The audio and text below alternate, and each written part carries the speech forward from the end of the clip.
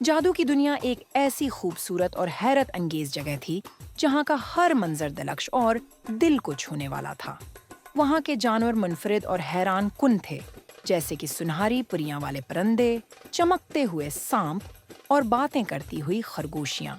اس جادوئی دنیا میں سب سے زیادہ دلکش مخلوق پریاں اور یونیکورن گرلز تھیں، جو اپنی روشنیوں اور ہمیشہ کی روشنیوں کے حسن سے ہر چیز کو چمکدار بنا دیتی تھیں۔ اسی دنیا کی شہزادی نایاب تھی، جو اپنے حسن اور نرمی کی وجہ سے سب کی پسندیدہ تھی۔ مگر نایاب کا دل ہمیشہ باہر کی دنیا ہے کو دیکھنے کی تمنا کرتا رہتا تھا۔ ایک دن اس نے اپنی دنیا سے باہر جانے کا فیصلہ کیا اور جادو کے ذریعے خود کو ایک خوبصورت ہرن میں بدل کر جنگل کی طرف نکل گئی۔ جنگل میں نایاب حیرت زدہ ہو کر چاروں طرف دیکھ رہی تھی کہ اچانک اس کی ملاقات ایک نوجوان لڑکے احمد سے ہوئی، جو شکار کا شوقین تھا۔ احمد نے ہرن کو دیکھ کر اپنے تیر کمان کا نشانہ باندھ لیا، لیکن جیسے ہی اس نے تیر چھوڑا، نایاب ایک پل میں دوبارہ شہزادی بن گئی۔ احمد حیران رہ گیا اور اس کے سامنے کھڑی شہزادی نایاب نے مسکرا کر کہا، ڈرو مت، میں یہاں تمہیں نقصان پہنچانے نہیں آئی، بلکہ میں تمہاری دنیا کے بارے میں جاننا چاہتی ہوں۔ یہاں سے ان دونوں کی دوستی کا آغاز ہوا۔ نایاب نے احمد کو اپنی جادوئی دنیا کے بارے میں بتایا اور ایک دن احمد کو وہاں لے جانے کا وعدہ کیا۔ احمد اپنی دنیا کی الجھنوں سے تھک چکا تھا اور جادو کی اس دنیا کو دیکھنے کا بے حد شوقین تھا۔ کچھ دن بعد نایاب نے اپنی جادوئی طاقتوں کا استعمال کر کے احمد کو جادو کی دنیا میں چھپا کر لے آئی۔ جب احمد نے اس جادوئی ہمیشہ کے لیے چھپا کر رکھ دیا، دنیا کو دیکھا تو وہ حیرت میں ڈوب گیا۔ یہاں کے مناظر، جانور اور مخلوقات بے حد دلکش تھیں۔ سونے، ہیرے اور جواہرات سے بھری ہوئی جگہیں ہر طرف پھیلی ہوئی تھیں۔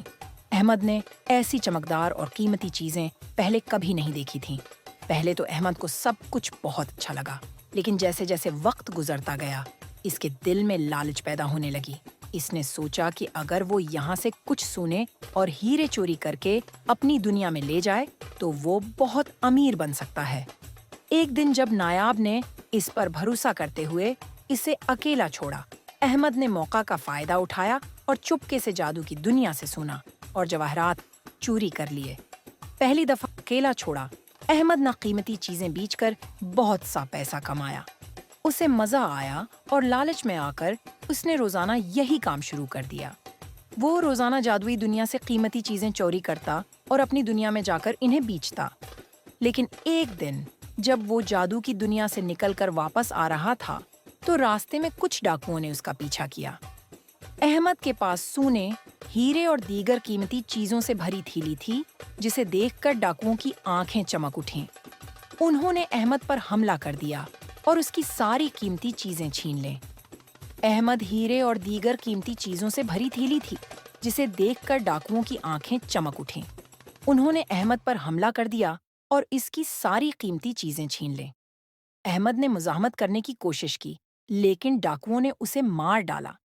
جب نایاب کو احمد کے مرنے کی خبر ملی تو وہ بے حد غمگین ہوئی۔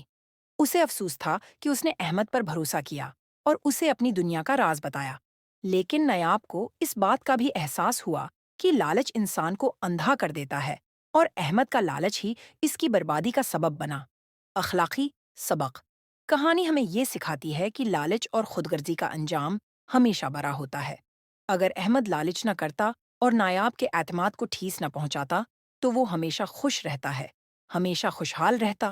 جادوئی دنیا ایک پاکیزہ جگہ تھی جہاں کا جادو صرف ان لوگوں کے لیے تھا جو نیک اور مخلص ہوتے ہیں۔